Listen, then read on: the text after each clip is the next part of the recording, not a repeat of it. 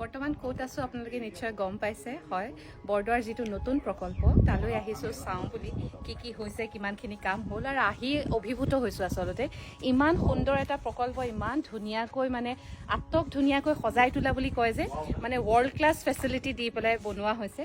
আৰু যেতিয়া এইটো কমপ্লিট হৈ যাব, সম্পূৰ্ণ হ'ব, তেতিয়া আচলতে ভাৰতে গোটেই বিশ্বই গম পাব যে আচলতে শংকৰদেৱ কোন আছিলে আৰু আমি তেওঁক কেনেদৰে পূজোঁ।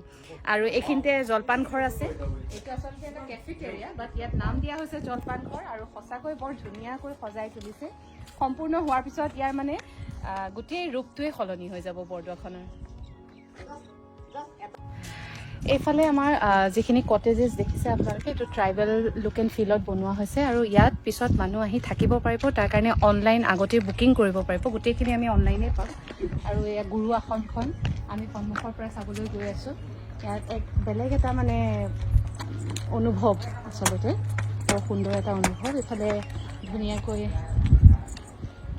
প্ৰতিকৃতিবোৰ বনাই থোৱা আছে। হৈ উঠিলে বৰ সুন্দৰ হ'ব।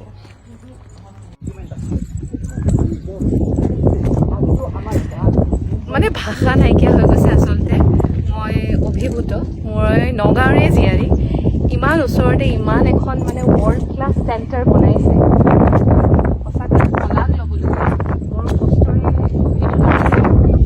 সকলোকে এটাই অনুৰোধ, এই ক্ষেত্ৰখন যেতিয়া ৰাইজলৈ এৰি দিয়া হ'ব, সমাজলৈ এৰি দিয়া হ'ব, এই ক্ষেত্ৰখনক যাতে আমি সুন্দৰ কৰি ৰাখোঁ। এইটো আমাৰেই দায়িত্ব, কাৰণ পৃথিৱীৰ বিভিন্ন ঠাইৰ পৰা বিভিন্ন ব্যক্তি আহিব এই ক্ষেত্ৰখন চাবৰ কাৰণে, আমাৰ শংকৰদেৱৰ বিষয়ে জানিবৰ কাৰণে। গতিকে তাক যদি আমি সুন্দৰকৈ আটক ধুনীয়াকৈ ৰাখিব পাৰোঁ, তেনেহ'লে ই আমাৰেই গৌৰৱ হ'ব।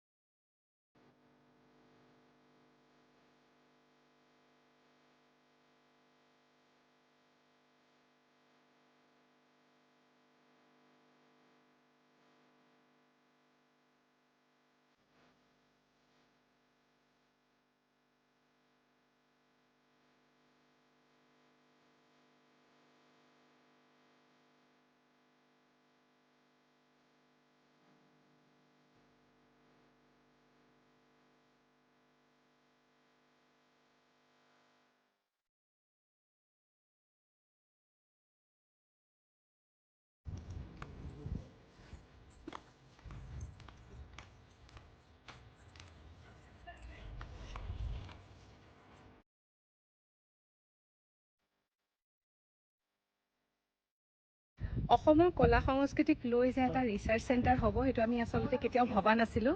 কিন্তু এয়া হৈ উঠিছে, এতিয়া বাস্তৱত পৰিণত হ'ব কেইদিনমানৰ পিছত।